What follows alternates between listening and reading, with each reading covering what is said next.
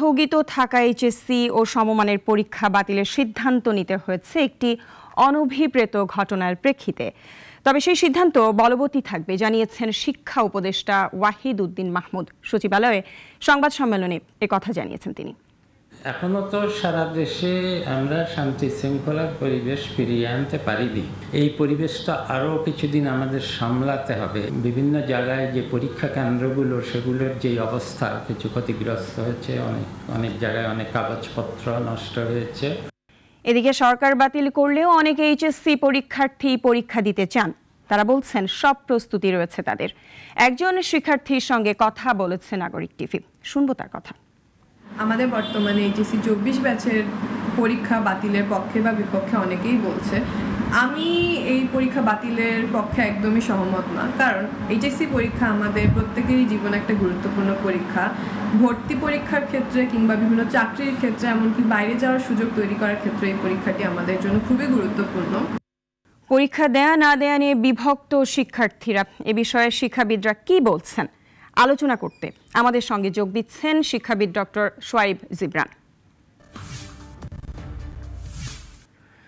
জনাব সোয়াইব জিবরান, আপনাকে স্বাগত জানাচ্ছি। জনাব সোয়াইব জিবরান, এই যে পরীক্ষা হওয়া না হওয়া নিয়ে আলোচনা চলছে, আপনার কি মনে হয় এই পরিস্থিতিতে পরীক্ষা কি হওয়া দরকার, যদিও সরকার বাতিলের সিদ্ধান্তেই থাকছে? ধন্যবাদ নাগরিক টিভি। প্রথমত হচ্ছে স্পষ্ট করেই বলি, এই পরিস্থিতিতে পরীক্ষা নেওয়া ঠিক হবে না। কারণটা হচ্ছে যে এই পরিস্থিতি যেটা তৈরি হয়েছে, আমাদের শিক্ষার্থীরা তারা এটা ট্রমার ভেতর দিয়ে যাচ্ছেন এবং ট্রমাটা ভয়াবহ। এটা আমরা কল্পনা করতে পারবো না যে একজন শিক্ষার্থী বা একটা বাচ্চা দেখতে পাচ্ছে যে সাজোযান থেকে অর্ধেক জীবিত অবস্থায় একজন মানুষকে নিচে ফেলে দেওয়া হয়েছে, তারপর তার ট্রেনে ওই পাশে নিয়ে যাওয়া হচ্ছে।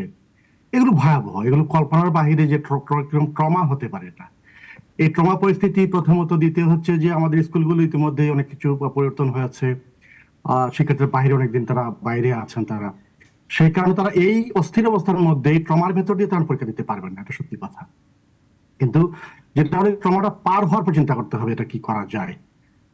কিন্তু পরীক্ষা নিতে হবে, যে কোনো উপায় নিতে হবে। কারণটা হচ্ছে যে শিক্ষার্থী আমি বলেছেন অলরেডি, তারা বলেছেন যে এই শিক্ষাটা তারা অনেক এটাকে দেখাতে হবে না এই জায়গায়। তারা প্রথমত তারা ভর্তির সময় এটা কাজে লাগবে, তাদের বিদেশে গেলে এটা কাজে লাগবে, তাদের সব জীবন ব্যাপী তাদের কাজে লাগবে এটা। সুতরাং এটা যদি তারা এভাবে পার হয়ে যান বা পার করতে দেওয়া হয়, তাহলে এটা পরবর্তী জলটা অনেক জলটা তৈরি হবে।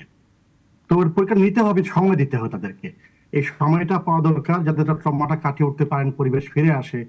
স্কুলগুলিতে প্রত্যেকটা শিক্ষা প্রতিষ্ঠানে দেখছেন যে এখন এই মুহূর্তে এটা অস্থিরতা যাচ্ছে এবং এই অস্থির পরিস্থিতির মধ্যে কোনোভাবেই পরীক্ষা নেওয়া সম্ভব হবে না তাদের পক্ষে। জি, আরেকটি বিষয় একটু জানতে চাচ্ছি যে শিক্ষা উপদেষ্টা বলেছেন একটি অনভিপ্রেত ঘটনার প্রেক্ষিতে পরীক্ষা বাতিলের সিদ্ধান্ত নিতে হয়েছে। আপনি কি মনে করেন এটা কতটা যৌক্তিক হয়েছে, আর কিভাবে এই সিদ্ধান্ত নিলে ভালো হতো? শিক্ষা উপদেষ্টা শব্দটা প্রয়োগ করেছেন, উনি বলেছেন যে অনভিপ্রেত একটা শব্দ বলেছেন, উনি বলেছেন, তো দেখতে পাচ্ছেন আপনারা।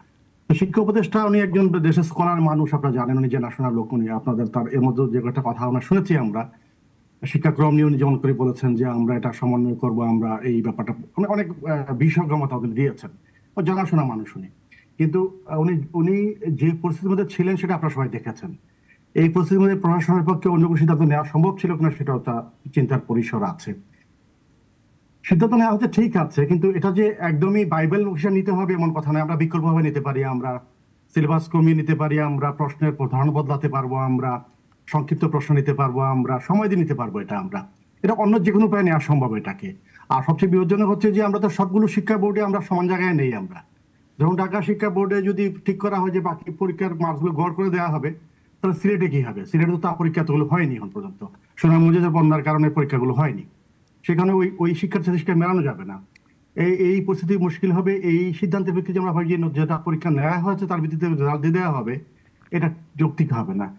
আমার মনে হয় এটাকে নতুন করে রিথিঙ্ক করার জায়গা আছে, যেখানে আমরা বিকল্প ভাবে নিতে পারি কিনা।